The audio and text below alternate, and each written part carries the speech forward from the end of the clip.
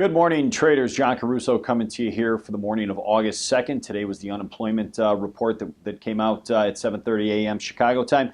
We did see a reading of 162,000 jobs created in the month of July, and we did see a downtick in the unemployment rate to 7.4%. A little bit worse than expected. The market was looking for some job creation to be upwards around 185. And for the unemployment rate to stay unchanged at 7.5%. So we got a little bit better on the rate side of things, but the creation side of things, we did see a decline from expectations. Right now, the equity markets are trading lower. You got the S&P off about 4 points this morning, so we're back under that critical level of 1,700. We are seeing some very big swings this morning in the currency markets. We did see when we walked in this morning, we did have the dollar trading as high as 82.61. And then after the number, we did see that market drop back to 81.97, just below 82. Right now, we're sitting about 82.15 on the morning. So the market's still trying to digest that number.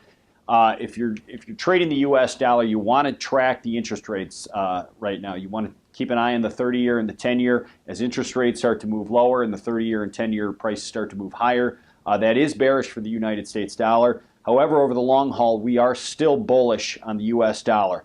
If we can push through 82.68, which is my next resistance level, we should see a push up over 83 and eventually extend to about 83.65. That is a longer-term target that we have. And looking at support on the U.S. dollar, that comes in down around 81.95 today.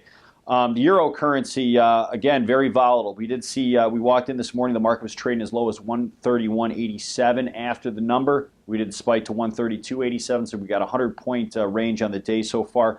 The last trade on the euro, 132.72, which has it up about 50 points on the morning.